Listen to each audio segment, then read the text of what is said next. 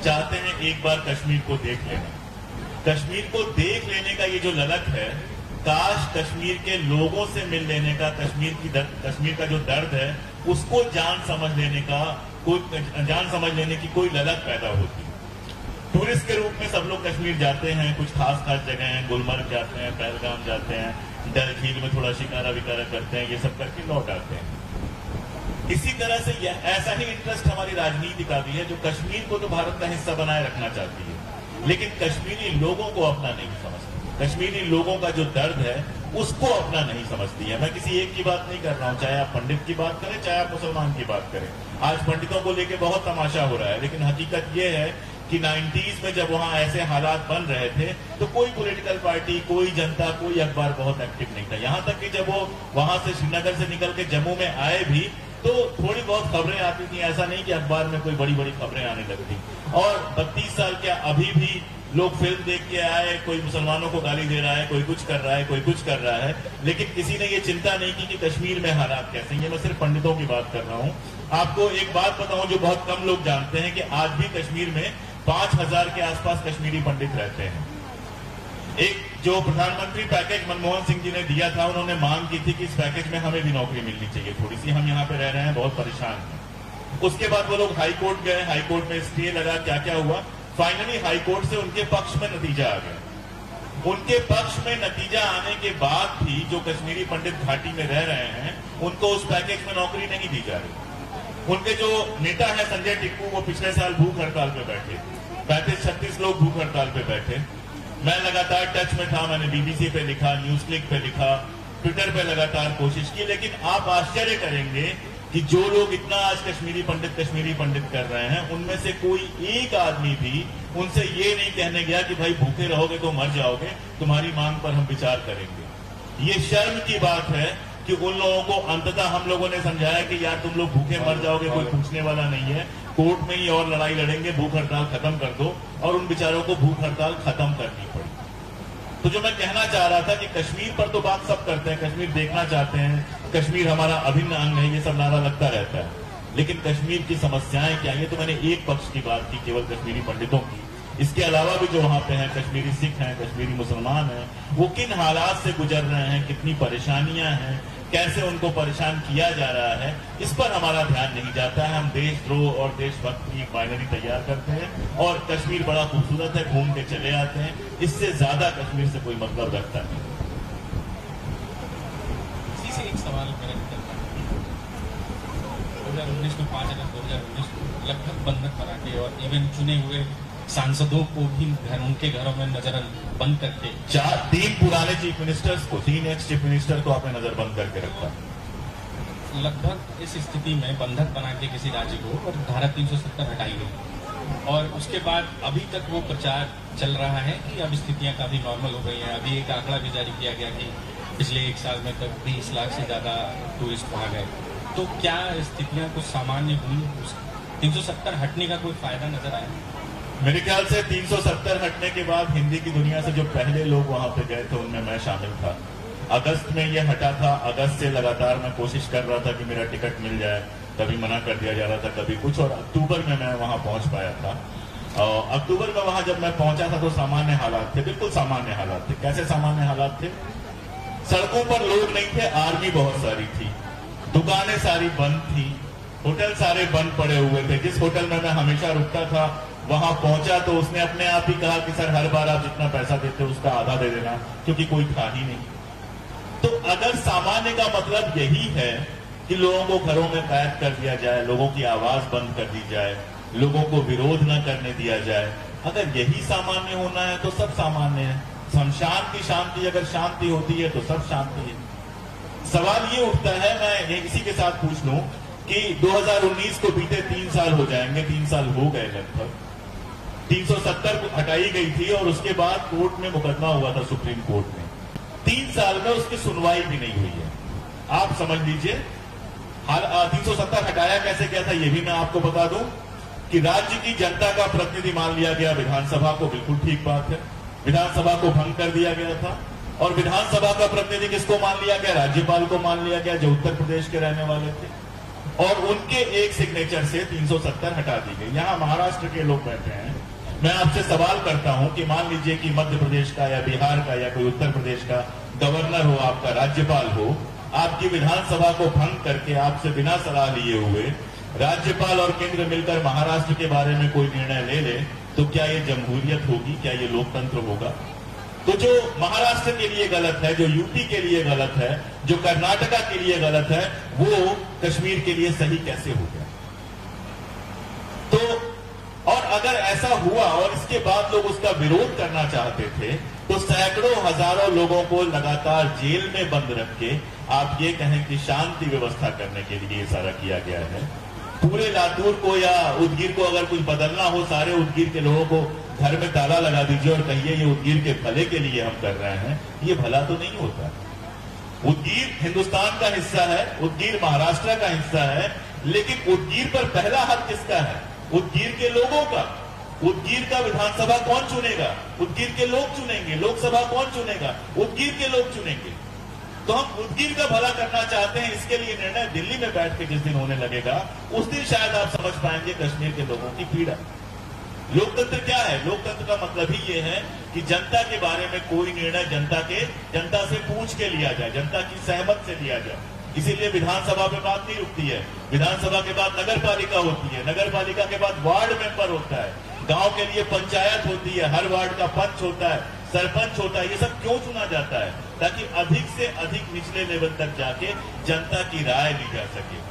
उस जगह पर विधानसभा को भंग करके 3-3 मुख्यमंत्रियों को नजरबंद करके अगर आप एक निर्णय लेते हैं, तो हालात कितने सामान्य होंगे। रही बात टूरिस्ट की, तो हाँ, दाल रोटी टूरिस्ट से मिलती है। कश्मीर के बारे में जो लोग गए होंगे वो जानते हैं कि किसी भी चौराहे पे आपको खाना ऑफर हो सकता है।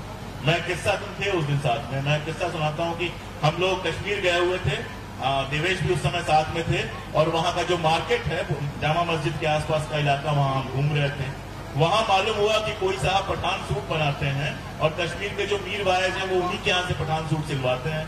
तो हमने कहा चलते हैं, अगर बहुत महंगा नहीं होगा तो हम भी एक पठान सूट खरीद लेंगे। तो मैं, देवेश और हम लोग की पार्टनर्स थी, हम चारों लोग वहां पहुंचे और हम लोगों ने पठान सूट वगैरह की बात करनी शुरू की। सस्ता था, 2-2,500 का पठान सूट था। हमने पठान सूट बनवाने की बात शुरू की। थोड़ी देर बाद उन्होंने पूछा कि आप रुके कहाँ हैं? तो हमने कहा पलाम होटल में रुके हैं। तो आप खाना कहाँ खाएंगे? हमने कहा होटल में ही खाना खाएंगे। नहीं, आप खाना हमारे घर पे खाएंगे। और ये कश्मीर में कहीं हो सकता है, किसी भी दुकान पे, किसी भी जगह पे कोई आपको खाना खाने के लिए पूछ सकता है। कहना मैं ये चाह रहा था कि मेहमान की जिस तरह से सेवा, मेहमान से जिस तरह का प्यार, मेहमान नवाजी जिसको कहते हैं, वो कश्मीर में मिलता है, वो दुनिया के शायद ही किसी, थोड़ी बहुत दुनिया मैंने भी घूमी है, दुनिया के शायद ही किसी हिस्से में मिलता है। तो जब टूरिस्ट के रूप में आप जाते हैं तो वो आपको आपका मेहमान समझते हैं अपना। और अगर आप लोग भी टूरिस्ट के रूप में जाएंगे, किसी तरह की कोई समस्या नहीं होती है, ना सिक्योरिटी की समस्या होगी, ना खाने की समस्या होगी, ना जाने की समस्या होगी। तो टूरिस्ट वहां पे बड़ी संख्या में गए हैं, मौसम बहुत अच्छा है, उसको एंजॉय कर रहे हैं। अब किसी को अगर सामान्य मानना हो तो आप सामान्य मान लीजिए कि उनमें इतनी मानवता बची हुई है कि वो टूरिस्ट का कोई नुकसान नहीं पहुंचा।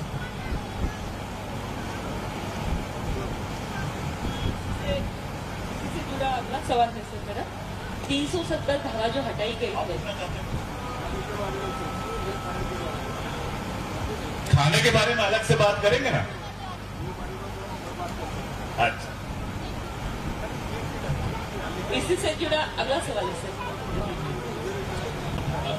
धारा 370 जो हटाई गई है, तो यह धारा 370 हटाने में लाभ जो है, मतलब आरएसएस को क्या लाभ होने वाला है, और इसके परिणाम जो है कश्मीरी जनता को या जो कश्मीर पंडित है उनको क्या भुगतने? मैं थोड़ा सा इतिहास से बात करूं कि 370 हटाने की मांग कैसे शुरू हुई।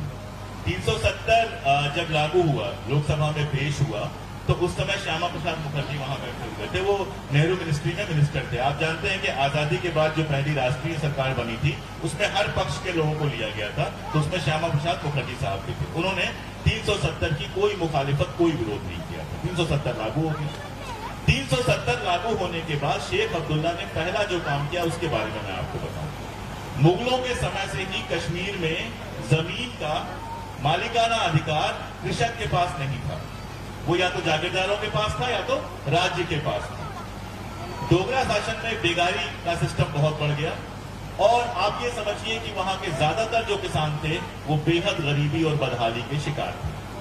तो शेख अब्दुल्ला ने आजादी के पहले ये वादा किया था कि हिंदुस्तान के साथ हम जाएंगे और भूमि सुधार वहां पर लागू करेंगे। भूमि सुधार का मतलब जो खेत है वो काम करने वाला, तो जमीन किसकी, जो जमीन पे काम करता है। तो 370 जब लागू हुआ और उसके बाद शेख अब्दुल्ला ने बिना विधानसभा बुलाए लाल चौक पर यह घोषणा कर दी कि अब भूमि सुधार होगा। फिर भूमि सुधार कानून बना। भूमि सुधार कानून बना तो जमीन किसके पास गई, किसानों के पास।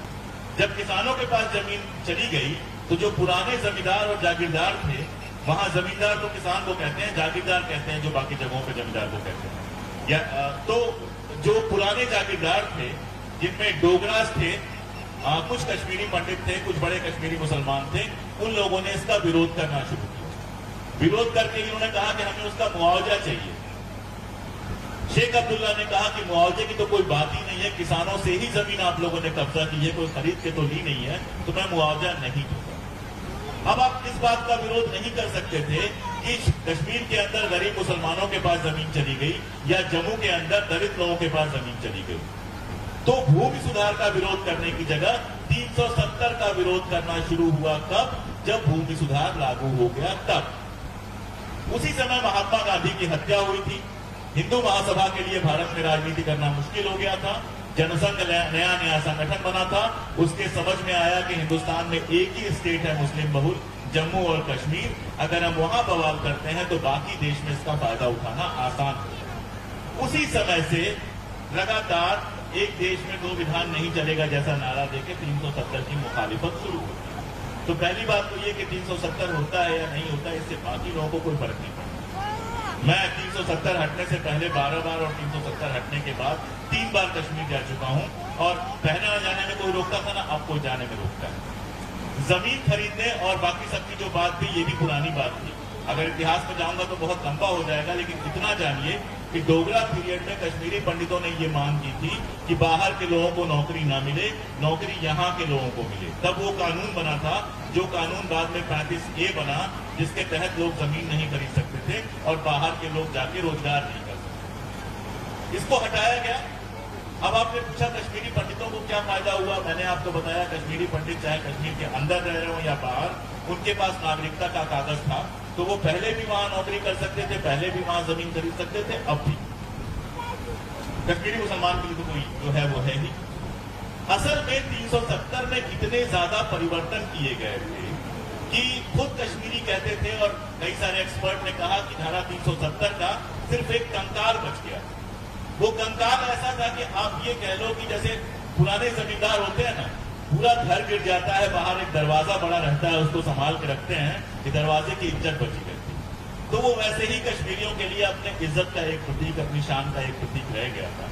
आपने उसको हटा दिया, कोई बात। लेकिन उससे बाकी देश को क्या फायदा हुआ, ये सोच पाना तो असंभव चीज है, क्योंकि 3 साल हो गए आज तक किसी बाहरी ने वहां जमीन नहीं खरीदी है। दूसरा, आप जमीन कहाँ खरीदते हैं? उदगिर का आदमी कहाँ जमीन खरीदेगा? या तो उदगिर में जमीन खरीदेगा जहां मकान बनवा सके, या औरंगाबाद बंबई जहां वो नौकरी करता है वहां जमीन खरीदेगा कि वहां मकान बनवा सके। उदगिर का आदमी दिल्ली में जमीन खरीदने क्यों जाएगा? उदगिर का आदमी मेरे यूपी में जमीन खरीदने क्यों आएगा? उदगिर का आदमी कश्मीर में जमीन खरीदने क्यों जाएगा? तो ये मामला जमीन खरीदने का है ही नहीं, ये मामला नौकरी का भी नहीं है। ये मामला सिर्फ है कि बाकी देश में एक मैसेज दिया जा सके कि हमने वहां मुसलमानों के खिलाफ ये कर दिया। और आप देखेंगे 370 हटाने के बाद ऐसी ही चीजें लगातार चल रही हैं। जहां चुनाव होता है वहां उसका उपयोग किया जाता है। न तो उससे कश्मीर में कोई बड़ा असर पड़ा है, न कश्मीरी पंडितों के वापसी का कोई रास्ता खुला है, और न ही कोई और चीज। मुझे लगता है कश्मीर से थोड़ा आगे चले, काफी कश्मीर हो गया।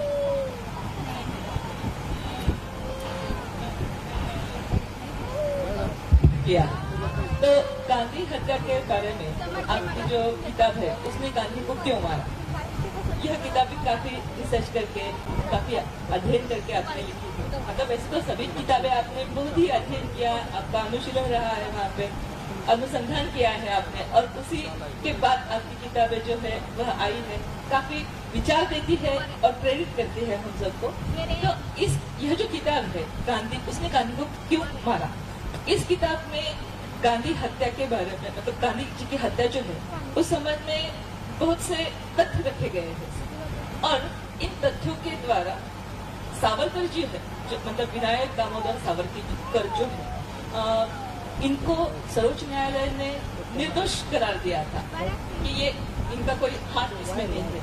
लेकिन तथ्य तो यह बताते हैं कि सावरकर तो उसमें सहभागी थे। तो फिर आपका जो अनुसंधान है वो इस संबंध में क्या कहते हैं? नहीं, सावरकर वाला मामला समझना चाहिए। पहली बात तो ये गलतफहमी है कि सुप्रीम कोर्ट ने उनको निर्दोष बताया था। निर्दोष कहीं नहीं कहा था। सुप्रीम कोर्ट ने ये कहा था कि जो गवाहियां हैं, उन गवाहियों की जो लॉ के लोग होंगे, जो कानून की भाषा जानते होंगे, वो समझेंगे इसको, कोरोबोरेटिव गवाहियां नहीं है, उन गवाहियों को सपोर्ट करने वाली गवाहियां नहीं। आप मुझे 5 मिनट देंगे तो मैं वो केस पूरा समझा दूंगा। मामला पूरा ये था कि जो सरकारी गवाह था दिगंबर भड़गे, उसने ये गवाही दी थी कि हत्या करने के दोनों प्रयासों के पहले नाथूराम गोडसे और आपके सावरकर जी से उनके घर में मिले थे। ये उसकी गवाही थी। इसके अलावा उस जमाने की एक फिल्म अभिनेत्री हुआ करती थी जिन्होंने अपनी गाड़ी से इन लोगों को उनके घर पे छोड़ा था, उन्होंने भी ये गवाही दी थी। ये 2 गवाहियां मौजूद थी। अब इसको सपोर्ट करने के लिए ये कहा गया कि गवाहियां जो है मौजूद नहीं। असलियत ये है कि जब कपूर कमीशन ने अपना अनुसंधान शुरू किया तो ये पाया कि गांधी हत्या के तुरंत बाद बंबई पुलिस ने जो अनुसंधान किया था उसमें सावरकर के सचिव और सावरकर के जो अंगरक्षक थे, इन दोनों लोगों का बयान लिया था। एलजी थत्ते का बयान था और भी कई लोगों का बयान था। और सचिव और अंगरक्षक जो उनके घर में, ये शिवाजी रोड पे जो उनका घर था सावरकर सदन, उसमें ही रहते थे उनके साथ 24 घंटे। उन्होंने भी वही डेट्स बताई थी सावरकर के साथ गोडसे और आपटे की मुलाकात। यानी वो भी ये कह रहे थे कि दोनों बार जब हत्याओं के लिए ये निकले आपटे और गोडसे, तो ये सावरकर से मिलने गए। यानी ये कोरोबोरेटिव गवाहियां पुलिस के पास मौजूद थी। अब इन कोरोबोरेटिव गवाहियों पर कार्रवाई क्यों नहीं हुई, पेश क्यों नहीं किया गया, ये इतिहास का सवाल है। लेकिन अगर आप लोग अनुमति देंगे तो मैं एक किस्सा सुनाना शुरू करूंगा। बॉम्बे प्रांत था उस समय, आप जानते हैं गुजरात और महाराष्ट्र मिलाकर बॉम्बे प्रांत हुआ करता था। बॉम्बे प्रांत के होम मिनिस्टर हुआ करते थे, जो बाद में हिंदुस्तान के प्राइम मिनिस्टर बने, मोरारजी भाई देसाई। मोरारजी देसाई का कोर्ट में क्वेश्चन हो रहा था उनसे। सावरकर के वकील ने उनसे पूछा कि आपने गांधी हत्या के तुरंत बाद सावरकर के घर के आसपास पुलिस क्यों लगा दी? ऐसा आपके पास क्या था सबूत जिसकी वजह से लगाई थी? देसाई जी ने इसका जवाब देने की जगह सावरकर की तरफ देखा और कहा कि अगर आपके मुवक्किल चाहते हैं तो मैं ये सारी बातें बताने के लिए तैयार हूं। सावरकर ने आंखों से इशारा किया, उनके वकील ने अपना सवाल वापस ले लिया। कोर्ट की प्रोसीडिंग में ये सवाल नहीं आया। लेकिन उस जमाने में आज की तरह गोदी मीडिया के पत्रकार नहीं हुआ करते थे। पहले के पत्रकार बड़े तेज तर्रार होते थे। तो टाइम्स ऑफ इंडिया का एक पत्रकार वहां बैठा हुआ था, उसने इसकी नोटिंग ली और अगले दिन टाइम्स ऑफ इंडिया में यह खबर छपी। बाद में जब मोरारजी देसाई ने अपनी जीवनी लिखी, गुजराती में वो जीवनी थी मारू जीवन वृत्तांत, तो मारू जीवन वृत्तांत में उन्होंने बाकायदा लिखा, लेकिन वो सवाल गायब कर बोले मुझे ये नहीं याद है कि वकील ने क्या सवाल पूछा था, लेकिन कोई सवाल था। अब दोनों को जोड़ के मैं ये कहता हूं कि बॉम्बे प्रांत का जो गृह मंत्री होगा उसको तो पता होगा कि क्या बयान आए हैं, कैसे नहीं, उसको तो पुलिस रिपोर्ट करती है और वो बयान पेश नहीं किए गए। अब क्यों नहीं किए गए, किसका क्या लेना देना था, इसके बारे में कुछ बोलना तो खतरनाक हो जाएगा। लेकिन तथ्य ये है और इन्हीं तथ्यों के आधार पर जब कपूर कमीशन बनाया गया और कपूर कमीशन की रिपोर्ट आई तो उन्होंने साफ साफ कहा कि गांधी हत्या षड्यंत्र में सावरकर और उनके समूह के हाथ के अलावा कोई और थियरी हो ही नहीं सकती।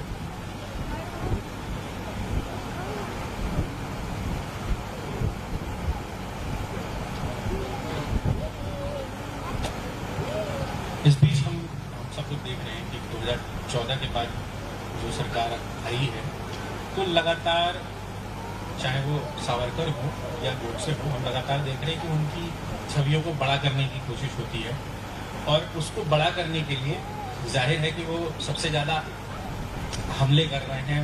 जो हम नेहरू के, चाहे किसी भी चीज़ का दोष होता है, हम देखते हैं कि नेहरू पे डालने की कोशिश करते हैं या किसी न किसी बहाने गांधी को धूमिल करने की कोशिश करते हैं। तो आप ये इस चीज़ को कैसे देखते हैं कि ये दरअसल उस बहाने करना क्या चाहते हैं? अगर पड़ोसी का लड़का टॉप कर जाए ना और अपना लड़का मान लो फेल कर गया हो, तो फिर अब अपने लड़के को आप टॉप तो करा नहीं सकते। तो क्या बोलोगे वो टॉप तो कर गया, लेकिन आपको पता है वो गुटखा खाता है, आपको पता है वो फलाने लड़की के साथ घूम रहा था। मतलब जब आदमी के किए को ना धुल सको तो उसके कैरेक्टर को धुलने की कोशिश कर दो। आरएसएस की दिक्कत क्या हुई कि 90 साल की कोशिश के बाद वो सत्ता में तो आ गए, लेकिन उनके सर पे उनका इतिहास तो है। ये तो सच्चाई है कि आजादी की लड़ाई में आरएसएस ने कोई भूमिका नहीं निभाई, इसीलिए कभी उनको सुभाष चंद्र बोस को हीरो बनाना पड़ता है, कभी पटेल को हीरो बनाना पड़ता है, कभी किसी को। अब ये खेल हीरो बनाने का क्या है इसको समझिए 2 मिनट देखिए कि जब गांधी हत्याकांड की योजना बनी थी तो बाकायदा इस बात को उनके हत्यारों ने बाद में स्वीकार किया कि उसके साथ नेहरू की हत्या की भी बनी हुई, क्योंकि आरएसएस के रास्ते का कोई सबसे बड़ा रोड़ा थे तो वो गांधी और नेहरू। आज गांधी और नेहरू को गाली देने का फैशन केवल आरएसएस के बीच में नहीं है, और भी लोगों के बीच में है, लेकिन इस बात को समझना बेहद मुश्किल नहीं है, लेकिन मुश्किल बना दिया गया है कि भारत को जो आईन मिला, जो संविधान मिला, जिस तरह का शासन मिला, अगर नेहरू नहीं होते तो उस तरह का शासन नहीं मिल पाता। अगर उस समय की कांग्रेस आप देखेंगे तो उस समय की कांग्रेस में भी पुरुषोत्तम दास टंडन जैसे एक से एक हिंदूवादी लोग भरे हुए थे। अक्सर जो पार्टी संगठन था उसमें नेहरू अकेले पड़ जाते थे, और आप जानते हैं हिंदू कोड बिल पास कराने के लिए उनको क्या क्या करना पड़ा, राष्ट्रपति भी खिलाफ थे, पार्टी भी खिलाफ थी। तो नेहरू ने जो लड़ाई लड़ी है वो लड़ाई समझ पाना आसान काम नहीं है। ये अलग बात है कि उन्होंने इसका श्रेय नहीं लिया, ये अलग बात है कि कंपटीशन के एग्जाम के अलावा कहीं कोई ये बात नहीं करता है कि जो निर्देशिका है संविधान की वो जवाहरलाल नेहरू ने लिखी थी। कोई ये नहीं बताता है कि बापू ने, गांधी ने नेहरू को, मौलाना को और पटेल को बुलाया था और बोला था किसी भी हाल में अंबेडकर को आपको संविधान सभा के अंदर लेना है, वो संविधान के बड़े विशेषज्ञ हैं, उनको आप शामिल कीजिए। इस बात को लोग भूल जाते हैं कि डॉक्टर अंबेडकर कांग्रेस के हमेशा विरोधी रहे, लेकिन जहां देश निर्माण का प्रश्न आया, जहां संविधान निर्माण का प्रश्न आया, वहां नेहरू भी 2 कदम आगे बढ़े, अंबेडकर भी 2 कदम आगे बढ़े, और इन लोगों ने मिलकर देश को ऐसा एक संविधान दिया जो इतने सबके बावजूद आरएसएस को आज भी परेशान कर रहा है, जिसको बदलने पर लगे हुए है। तो वो पूरी जो आजादी की लड़ाई में न शामिल होने का इनका एक दर्द है। ये एक तरफ तो देशभक्त होने का दावा करते हैं ऊपर से, लेकिन दूसरी तरफ ये सवाल आता है कि जब अंग्रेजों के खिलाफ सारा हिंदुस्तान लड़ाई लड़ रहा था तो आप उनके साथ क्यों बैठे हुए? 1942 में जब पूरी कांग्रेस की लीडरशिप जेल में चली गई थी, जब पूरे देश में दावानल भड़का हुआ था विद्रोह का, उस समय आप सरकार चलाने के लिए और सेना में भर्ती के लिए मदद क्यों कर रहे थे? इन सारे सवालों से बचने के लिए वही तरीका जो मैंने आपको बताया कि चरित्र हनन का इन्होंने तरीका अपनाया। मैं एक छोटा सा सवाल पूछता हूं, हालांकि अपने YouTube से लेकर लेखन में मैं लगातार जवाब देता रहता हूं। एक छोटा सा सवाल पूछता हूं, आपके पड़ोस में कोई रहता है, उसके 4 पीढ़ी पहले क्या घटना हुई थी, या आप बेहतर जान सकते हैं या आपके 4 पीढ़ी पुराने पुरखे जान सकते हैं? किसी के दादाजी ने क्या किया था या आपके दादाजी बेहतर बता सकते हैं? जवाहरलाल नेहरू को लेकर इतनी सारी बातें होती हैं, अगर जवाहरलाल नेहरू इतने बुरे होते तो मेरे और आपके पुरखे गधे थे क्या जो उनको लगातार चुनाव में जिताते रहे? मेरे और आपके पुरखे मूर्ख तो नहीं हो सकते थे ना कि 1946 के चुनाव में सावरकर की पार्टी को 2 या 3 सीट देके कांग्रेस को उन्होंने पूर्ण बहुमत दिया। मेरे या आपके पुरखे इतने मूर्ख तो नहीं हो सकते थे कि उन्होंने कभी ये सवाल नहीं उठाया कि इनके पुरखे मुसलमान है कि हिंदू है। तो इस तरह का तमाशा जो किया जाता है वो सारा बदनाम करने का तमाशा सिर्फ इसलिए है कि आरएसएस को अपनी जो विरासत है, जिसमें गद्दारी है, जिसमें राष्ट्रभक्ति में किसी राष्ट्र के स्वतंत्रता के संग्राम में किसी तरह शामिल ना होना है और ये सारी चीजें हैं, उसको छुपाने के लिए उनसे सवाल ना पूछा जाए, इसीलिए दिन रात वो सिर्फ और सिर्फ चरित्र हनन पे लगे रहते हैं। मैं एक आखिरी बात कह के इस सवाल का जवाब दूंगा कि जब भी किसी बड़े नेता का चरित्र हनन हो तो सोचिए कि हमारे पुरखों को क्या इसके बारे में पता नहीं होगा। तो या तो हमारे पुरखे इतने होशियार थे कि उन्होंने लोगों के बेडरूम में झांकने की जगह बाहर जो कार्रवाइयां हो रही हैं उस पर ध्यान दिया, या हमारे पुरखे ये जानते थे कि ये बेडरूम की कहानियां झूठ है जो फैलाई जा रही है। इससे जुड़ा अगला सवाल है सर, आपने अभी संविधान के बारे में बताया कि बाबा साहब अम्बेडकर को संविधान सभा में शामिल करना और संविधान का निर्माण करने की जो जिम्मेदारी है वह सौंपी गई। अभी हमारे देश में जो फैसिस्ट शक्ति है या प्रतिगामी शक्तियां हैं वो काफी ताकतवर हो रही है, और इस वजह से हमारे देश का माहौल ऐसा खौफ का हो गया है, भयावह स्थिति उत्पन्न हुई है, और हमारा जो संविधान है वह खतरे में है, यानी संविधान को ही अभी बदलने की कोशिश जो है वो हो रही है। तो हम अपने देश को बचाने के लिए संविधान का किस तरह सहारा ले सकते हैं? और जो संविधान खतरे में है, मतलब संविधान जो नष्ट होने जा रहा है, उसे बचाना है, तो हम क्या कर सकते हैं? हम यानी जो विचार करते हैं, जो बुद्धिवादी लोग हैं या जो सामान्य नागरिक है, उन्हें क्या करना चाहिए? सबसे पहले डरना छोड़ना होगा। डर के कोई लड़ाई दुनिया में नहीं लड़ी गई। अगर आपको लगता है कि आपके बोलने से आप गिरफ्तार हो सकते हैं, तो गिरफ्तारी की तैयारी कर लीजिए। 2-4 दिन जमीन पे सोने की प्रैक्टिस और ये सारा कुछ करना शुरू कर दीजिए, इसमें कोई दिक्कत नहीं है। हमारे पोते बहुत बार गिरफ्तार हुए थे, तब जाके हमको आजाद हवा में सांस लेने को मिला पहले तो। दूसरी बात जो मैं कल कह के गया था, जिसको मैं बार बार दोहराता हूँ, कि इस बात को समझिए कि मुसलमानों को दुश्मन इसलिए बनाया जा रहा है ताकि दलितों, पिछड़ों, आदिवासी महिलाओं के अधिकारों पर कब्जा किया जा सके। आपको दिखा दिया जाता है कि मुसलमान दुश्मन है और आरक्षण थोड़ा सा खत्म कर दिया जाता है। आपको दिखा दिया जाता है कि मुसलमान दुश्मन है, औरतों के थोड़े से अधिकार छीन लिए गए। आप सांप्रदायिक दंगों में व्यस्त रहते हैं। आप दिन रात टीवी चैनल पे जो बहसें चल रही हैं, जहरीली बहसें, उनको सुन के ये सोचते रहते हैं कि अच्छा, नेहरू का एडविना माउंटबेटन से क्या रिश्ता था, तो गांधी माउंटबेटन से क्यों मिलने गए, फलाना क्यों हुआ, ढिमका क्यों हुआ, और आपको पता ही नहीं चलता है कि पेट्रोल सुबह उठने से पहले 80 पैसे और बढ़ गया। आपको पता ही नहीं चलता है कि कैसे संविधान में दिए हुए अधिकार धीरे धीरे धीरे धीरे खत्म किए जा रहे हैं। मैं बहुत छोटी सी बात बता रहा हूं कि अधिकार मुफ्त में हमको नहीं मिले। ये मत सोचिए कि बाबा साहब अम्बेडकर बड़े आराम से गए, सोफे पे बैठे, एसी ऑन किया और संविधान लिख दिया। 35 साल बाबा साहब अम्बेडकर ने संघर्ष किया, अपनी जाति को अधिकार दिलाने के लिए सबसे संघर्ष किया। 35-40 साल लगातार गांधी ने संघर्ष किया, जेल गए, क्या क्या मुकदमे झेले। आप जिस भी क्रांतिकारी की बात करते हैं जो आजादी की लड़ाई में शामिल था या दलितों, आदिवासियों, पिछड़ों की अधिकार की लड़ाई में शामिल था, उसको ऐसे घर बैठे नहीं मिल गया है कुछ। बहुत लंबा संघर्ष किया है। और होता क्या है कि उस संघर्ष के बाद जब हमको कुर्सी मिल जाती है, उस संघर्ष के बाद जब हमारे घर में फ्रिज, टीवी, एसी आ जाता है, हमारा 2 कमरों का घर बन जाता है, एक छोटी सी कार बाहर खड़ी हो जाती है, तो हमको लगता है यार इतनी दुनिया बहुत अच्छी है, बाकी सब भाड़ में जाए, हमें क्या फर्क पड़ता है। सबसे पहले इस व्यक्तिवाद को बाहर निकालना पड़ेगा। सोचना पड़ेगा कि अगर संविधान खतरे में है, अगर अधिकार छीने जा रहे हैं, तो जरूरी नहीं है कि देवेश के घर के ही छीने जाएंगे, कल को मेरी भी बारी है। आज मैं खास तौर पर जो तथाकथित सवर्ण लोग हैं, मैं उनसे बात ये करता हूं कि अगर उनको ये लगता है कि आरक्षण थोड़ा सा खत्म किया जा रहा है, फला फला, उनको सारी सुविधाएं मिल जाएंगी, तो इस बात के लिए वो तैयार रहें कि जिस तरह का निजाम उन्होंने चुना है, जिस तरह संविधान को नष्ट किया जा रहा है, बर्बाद उनका घर भी होना है। हो सकता है थोड़े दिन बाद नंबर लगे। आप दुनिया के इतिहास का, चूंकि मैं इतिहास पढ़ता लिखता हूं, दुनिया के इतिहास का एग्जाम्पल दे दीजिए। हिटलर के यहाँ शुरुआत किससे हुई कि यहूदी बड़े बुरे हैं, यहूदियों को मारना है, मारा गया यहूदियों को, लेकिन तबाह तो जर्मन भी हुए सेकंड वर्ल्ड वॉर। आप दुनिया का कहीं एग्जाम्पल देख लीजिए। आप चलो कश्मीर का एग्जाम्पल ले लो। कश्मीर में जिस तरह का आतंकवाद आया, वो इस्लाम के नाम पे भी आया कि इस्लामिक राष्ट्र बनाएंगे, फला ढिमका। कश्मीरी पंडितों को बाहर निकाला गया, कश्मीरी पंडित निकल गए, बचे कौन? कश्मीरी मुसलमान। तो कश्मीरी पंडित तो बाहर निकल गए, लड़ भिड़ के अपना घर किस तरह से बना लिया संघर्ष करके एक पीढ़ी ने। लेकिन 32 साल से कश्मीर में नरक कौन झेल रहा है? कश्मीरी मुसलमान। उस समय उनको लगा होगा कि केवल कश्मीरी पंडितों को झेलना पड़ रहा है, वो खुद रहेगा। तो इस बात को याद रखिए कि आज अगर आपको लग रहा है कि हम सुविधाजनक हैं, संविधान सिर्फ दलितों, पिछड़ों, आदिवासियों को अधिकार नहीं देता है। संविधान इस देश के एक एक नागरिक को मनुष्य बने रहने का अधिकार देता है। मैंने कल भी कहा था कि संविधान केवल एक दलित को अधिकार नहीं देता है कि वो खड़ा होकर बोले कि हमारा शोषण हुआ।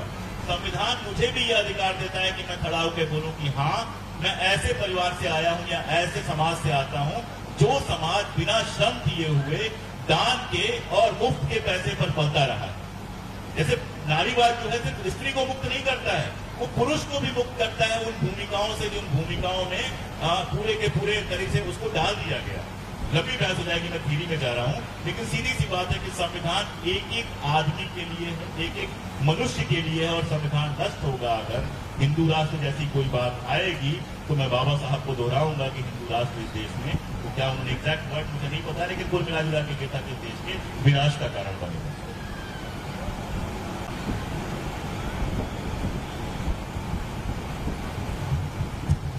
इसके अलावा जैसे आप लगातार लेखन कर रहे हैं, लेकिन कोई अचानक एक फिल्म आती है, कश्मीर फाइल्स, या ऐसे और प्रोपेगेंडा कोई सिनेमा बनता है, तो हम देखते हैं कि जैसे मेरे कुछ जानने वालों में जो लोग इस मतलब सरकार की नीतियों का लगातार विरोध करते हैं, लेकिन जब उन्होंने कश्मीर फाइल्स देखी तो उन्होंने कहा कि नहीं, ये हुआ तो था ही, तो जो ये फिल्म कह रही है हम और आप उसका विरोध कैसे कर सकते हैं। तो इस तरह की चीज़ों से आप मतलब कैसे लड़ें, मतलब किन किन फ्रंट्स पे लड़ें? देखिए, कश्मीर फाइल जब से आई है तब से तो मैं कश्मीर फाइल्स पे लगातार बोल ही रहा हूँ, या तो अपने यूट्यूब पे अलग अलग आयोजनों में या बाकी जगहों पे। तो बहुत सारी बातें तो वहां से मिल जाएंगी, मैं बहुत डिटेल में नहीं जाऊंगा, लेकिन कुछ चीजें कुछ सवाल छोड़ के जाता हूँ। चलिए मान लिया कश्मीर फाइल्स ने जो दिखाया वही इकलौता सच है, मान लिया। तो कश्मीर फाइल्स देखने के बाद कहा क्या जा रहा है कि बदला लिया जाए। अब अगर ये बदले का सवाल है, और सबको छोड़ दीजिए, अगर हमारे घर की महिलाएं खड़ी होकर कहें कि 1500 सालों से हमारे साथ जो व्यवहार किया गया है हम उसका बदला लेंगे, अगर दलित खड़ा होकर कहे कि हमारे साथ जो व्यवहार पिछले 1500 साल से किया गया है हम बदला लेंगे, अगर आदिवासी खड़ा होकर कहे, जिसके साथ आज भी झारखंड और बाकी सारी जगहों पे जो कार्यवाही हो रही है हम जानते हैं, वो खड़ा होकर कहे हम बदला लेंगे, अगर बदले का ही मामला चलता रहे, दिल्ली का मुसलमान खड़ा होकर कहे बदला लेंगे, भागलपुर का मुसलमान खड़ा होकर कहे बदला लेंगे, दिल्ली का सिख खड़ा होकर कहे बदला लेंगे, अगर बदले की ही बात चलती रहेगी तो 1947 से लेकर अभी तक कोई ये पहली घटना और आखिरी घटना नहीं। मैं खुलेआम कहता हूं और बार बार कहता हूं कि 1990s में कश्मीरी पंडितों के साथ जो हुआ वो आजाद हिंदुस्तान की एक बहुत बड़ी त्रासदी थी, लेकिन इकलौती त्रासदी नहीं थी, उसके अलावा भी बहुत त्रासदियां हुई। तो त्रासदियों से हम क्या सीखते हैं? लातूर में भी हम लोग बात कर रहे थे, लातूर से आते समय कि लातूर में शायद 93 में बड़ा भूकंप आया था, ठीक है। तो भूकंप से आप क्या सीखते हैं? आप ऐसे घर बनाते हैं जिन पर भूकंप का असर कम से कम हो। भूकंप से आप ये तो नहीं सीख सकते कि लातूर में भूकंप आया था, घर गिर गए थे, उदगिर में नहीं गिरे थे, तो अब उदगिर वालों के हम घर गिराएंगे ताकि इनको मालूम चले भूकंप क्या होता है। साहित्य जो होता है, जो रचना होती है, जो फिल्म होती है, वो शुभ के निर्माण के लिए होती है। 1947 में जिस तरह के दंगे इस मुल्क में हुए थे, और जब मैं इस मुल्क कह रहा हूं तो हिंदुस्तान बांग्लादेश से लेकर पाकिस्तान तक की बात कर रहा हूं, कहीं मुसलमान मारे गए, कहीं हिंदू मारे गए, कहीं सिख मारे गए, लेकिन दंगे तो नॉर्थ इंडिया में तो कम से कम हर जगह हुए। उसके बाद तो फिर पाकिस्तान से आपको कभी कोई दोस्ती रखनी नहीं चाहिए थी। और आगे चले जाइए, अभी 3 दिन पहले इंग्लैंड का प्रधानमंत्री आया था और हम उसको गोद में लेके यहां वहां घुमा रहे थे, उसकी इज्जत कर रहे थे। अब हम कहें 1947 के पहले तो अंग्रेजों ने हमारे साथ बहुत जुल्म किया है, तो उसका बदला इस आदमी से, नहीं तो फिर इंग्लैंड से हम रिश्ते खत्म कर दें। साहित्य जो होता है, फिल्म जो होती है, शुभ का निर्माण करती है। जब विभाजन पर कोई फिल्म बनती है तो विभाजन का दर्द इस तरह से दिखाती है कि आपको समझ में आए कि हिंदू और मुसलमान अगर लड़ते रहेंगे तो ऐसा दुखद दृश्य बन सकता है, इसकी जगह पर साथ रहने की जरूरत। जहां तक कश्मीर का सवाल है, 2 तथ्य मैं देकर आपको बात खत्म करूंगा। कश्मीर में जो पहला पॉलिटिकल आदमी मारा गया था उसका नाम था मोहम्मद यूसुफ हलवाई, और वो नेशनल कॉन्फ्रेंस का नेता था। कश्मीर में जो पहला अधिकारी, जिस अधिकारी के ऊपर हमला हुआ था, वो वहां के डीआईजी बटाली साहब थे। वो तो नहीं मर पाए थे, उस हमले में बच गए थे, लेकिन उसके तुरंत बाद उनके छोटे भाई गुलशन बटाली को मार दिया गया। तो कश्मीर में जो हुआ था उसमें ऐसा नहीं कश्मीरी पंडितों के साथ ही हुआ था, मैं बहुत डिटेल में बता चुका हूँ, कश्मीरी मुसलमानों के साथ भी हुआ था। ये ठीक बात है कि सांप्रदायिकता ने उसमें प्रवेश किया और कश्मीरी पंडितों के साथ हुआ था, लेकिन इससे सीखा तो सिर्फ यही जा सकता है ना, जो गांधी सिखाते थे कि शांति के लिए जरूरी है कि जहां जो बहुसंख्यक है वहां वो अपने अल्पसंख्यक की रक्षा करे। अगर वो ऐसा करेगा तभी देश में और दुनिया में शांति रह पाए। लेकिन एक फिल्म जिसका निर्माता खड़ा होकर कहता है कि मेरा एक एजेंडा है, और वो एजेंडा क्या है? वो मुसलमानों के खिलाफ नफरत फैलाने का है। एक फिल्म जिसका आरएसएस प्रचार करती है, टिकट खरीद के बांटती है, बजरंग दल बांटता है, प्रधानमंत्री साहब जिसकी तारीफ करते हैं, गृह मंत्री साहब तारीफ करते हैं, तो ये बात समझ में आती है कि न वो फिल्म कश्मीर के लिए बनाई गई है, न उस फिल्म को कश्मीरी पंडितों के दर्द से कोई लेना देना है। वो फिल्म असल में कश्मीरी पंडितों के साथ घटी हुई दुर्भाग्यजनक घटना को दिखाकर बाकी देश में नफरत और दंगे का माहौल बनाना चाहिए।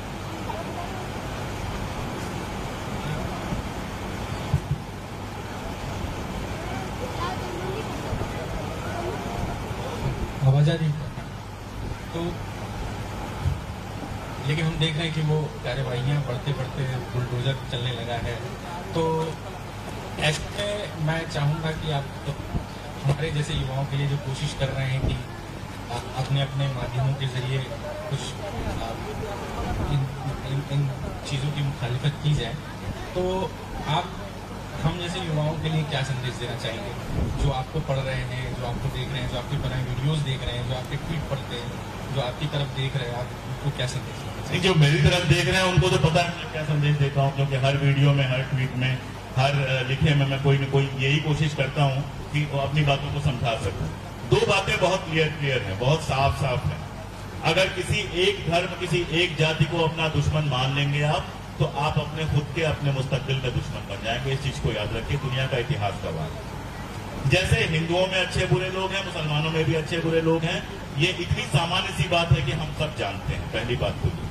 दूसरी बात ये कि अगर आप अपने लोकतांत्रिक अधिकार मांगना छोड़ देंगे, नौकरियां, रोजगार, 2 टाइम का खाना, सर के ऊपर छत, जो मूलभूत जरूरतें हैं, अगर इनको छोड़कर आप वायवीय जो जरूरतें हैं, हवाई जरूरतें हैं, उनकी बात करने लगेंगे, तो आपका मुस्तकबिल, आपका भविष्य अंधेरा होना। और आखिरी बात ये कि अगर आप व्हाट्सएप को किताब समझ के पढ़ने लगेंगे, तो ये समझ लीजिए कि विनाश निश्चित है। मैं क्यों कह रहा हूं? मैं कहीं ये दावा नहीं करने जा रहा हूं, और ये दावा करने का कोई मतलब भी नहीं है कि मैं जो लिखता हूं वो सच लिखता हूं। मैं ये कहता हूं कि आप जो भी पढ़िए, चाहे अशोक कुमार पांडे को पढ़िए, चाहे नरेंद्र मोदी की लिखी किताब पढ़िए, उसको शक की निगाह से पढ़िए। ये शक की निगाह क्या होती है? मान लीजिए मैंने लिखा कि भगत सिंह ने ये कहा था, तो सबसे पहले तो ये देखिए कि अशोक कुमार पांडे को कैसे पता कि भगत सिंह ने क्या कहा था? मैं उस जमाने में तो था नहीं। पता करने के 2 ही तरीके हैं। एक तरीका यह है कि उस जमाने का दस्तावेज देखूं, यानी अंग्रेजों ने, जो अंग्रेज उस जमाने में थाना होगा, उस थाने में कोई रपट लिखी रखी हो, तो या तो उसकी कॉपी मैंने देखी है, और या तो किसी ऐसे आदमी का लिखा पढ़ा है जो वहां पे है, तो वो रेफरेंस देखिए है कि नहीं। जब रेफरेंस मिल जाए, तो अगर मान लीजिए मैंने अपनी किताब में 100 रेफरेंस दिए, उनमें से 4 चुन लीजिए, और उन चारों को जरा क्रॉस चेक कर लीजिए कि अगर मैं कह रहा हूं कि मैंने फला की किताब के फला पन्ने से दिया है, तो वाकई उस पन्ने पे लिखा है कि नहीं लिखा है। सवाल करना सीख लीजिए। कभी मैं सामने पढ़ूं तो मुझसे पूछिए कि आपने ये कैसे लिख दिया, और मुझसे तो आप फिर भी पूछ लेते हैं, लेकिन वो जो व्हाट्सएप फॉरवर्ड 73,000 जगहों से फॉरवर्ड होकर आपके पास आता है, कभी तो उससे पूछ लीजिए कि भाई महात्मा गांधी उस समय क्या कर रहे थे, ये तुमको कैसे मालूम? तुम्हारी इतनी उम्र तो नहीं लगती कि तुम महात्मा गांधी के समय रहे होगे, तो बताओ कहां, कैसे तुमको पता चला? तुमने कोई रिपोर्ट देखी, तुमने कोई किताब पढ़ी? महात्मा गांधी का लिखा सब कुछ 92 वॉल्यूम्स में ऑनलाइन मुफ्त में अवेलेबल है। अगर आप सर्च करना शुरू करेंगे तो आपको बड़ी आसानी से मिल जाएगा। कभी थोड़ा सर्च करके देख लीजिए, सच लिखा है कि झूठ लिखा है। अगर आप ऐसी चीजों पे आंख मूंद के भरोसा करते हैं जिनको पढ़ने में आपको मजा आता है, तो यकीन जानिए कि आप लगातार झूठ का भरोसा करते जा रहे हैं। उसका भरोसा आप क्यों करते हैं? क्योंकि आपने सुन रखा है कि फला बहुत बुरे आदमी थे, तो उनके बारे में जितनी बुरी बातें आती हैं सब आप उसको सही मानते चले जाते हैं। 4 बातों को जांच करके देख लीजिए। और जिंदगी जीने का भी यही तरीका है। हमारे यहाँ शादियां तय होती थी, अब तो लड़के लड़कियां ज्यादा बेहतर हो गए, खुद तय कर लेते हैं, लेकिन शादियां तय होती थी जब लड़कियां बेचारी घर से नहीं निकला करती थी। 20-30 साल पुरानी अपने यहाँ की बात बता रहा हूँ। तो 2 तरह के लोग होते थे। एक तो किसी के कहने में आके शादी कर दे। किसी ने कहा कि साहब लड़का जो है किसी कंपनी में काम करता है, 16,000 रुपया कमाता है, तो कहते हाँ अच्छा शादी कर देते थे। वो अक्सर धोखा खाते थे। दूसरे पुराने चतुर बुजुर्ग हुआ करते थे जो 3 लोगों को ये पता करने के लिए भेजते थे कि जाओ देखो लड़का वाकई नौकरी करता है कि नहीं करता है, जाओ देख के आओ उसकी तनख्वाह कितनी है, जाओ देख के आओ घर परिवार कैसा है, घर है उसका कि छत गिरी हुई है। जो ये शक करने वाले लोग थे उनकी बच्चियां हमेशा सुख से रहती थी, क्योंकि वो पहले ही सारा कुछ पता लगा देते थे। तो अगर आपने शक करना शुरू किया, अगर आपने व्हाट्सएप फॉरवर्ड को चेक करना शुरू किया, अगर आपने अशोक कुमार पांडे से लेके नरेंद्र मोदी की किताब को शक के साथ पढ़ना शुरू किया, तो आपके जो बच्चे होंगे, आने वाली पीढ़ी होगी, वो सुख का जीवन जिएगी। और अगर उसको नशे की तरह आंख मूंद के ग्रहण करते रहे, तो आपके आने वाली जो पीढ़ी है वो कल आपको भी गालियां देगी कि तुमने हमको झूठ पढ़ा। मुझे लगता है काफी बात हो चुकी है। तो सवाल तो बहुत है, इतने भी सवाल पूछे जाए वो कम है, क्योंकि प्रश्न तो निर्माण होते ही। अगर आपको इन सभी प्रश्नों के उत्तर चाहिए तो अशोक कुमार पांडे जी की जो 3 किताबें हैं, उसने गांधी को क्यों मारा, कश्मीर नामा और कश्मीर पंडित, तीनों मराठी में आ चुकी है। जो मराठी पढ़ना चाहते हैं वो मराठी में मधुरी प्रकाशन की है। एक चौथी किताब भी मेरी है जिसका जिक्र नहीं किया लोगों ने, क्योंकि महाराष्ट्र से ही संबंधित है, सावरकर, काला पानी और उसके बाद, वो भी मराठी में बहुत जल्द आ रहे हैं। कोई बात नहीं। ये चारों किताबें जो है वो आप मराठी में भी पढ़ सकते हैं।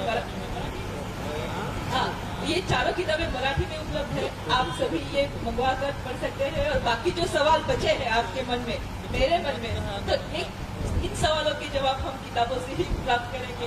अब अगर सबसे बात करनी चाहे तो आप उनसे ईमेल पर पूछ सकते हैं। आप मतलब मैं सर्वसुलभ व्यक्ति हूँ। ट्विटर पे आप ढूंढेंगे तो मिल जाऊंगा, फेसबुक पे मिल जाऊंगा। अगर आप मेरे नाम से ढूंढेंगे तो मेरा यूट्यूब चैनल मिल जाएगा, जिस पर इन्हीं विषयों पे लगातार बात करता हूँ। मेरी वेबसाइट पे मिल जाएगा, printwellhistory.com करके हमारी वेबसाइट है जिस पर हम ये काम करते हैं। तो आप सब लोगों से मेरा अनुरोध होगा कि इस तरह के सवालों के जवाब ढूंढते हुए वहां पहुंचें। और अगर मेरा कहा भी गलत लगे तो पलट के मुझसे पूछें। अगर मेरी गलती होगी तो मैं सुधारने की कोशिश करूंगा, अगर सच होगा तो उसका आपको सबूत। तो आज के लिए इतना ही। मुझे आमंत्रित करने के लिए विद्रोही साहित्य सभा के सभी मित्रों का बहुत बहुत आभार, बहुत शुक्रिया।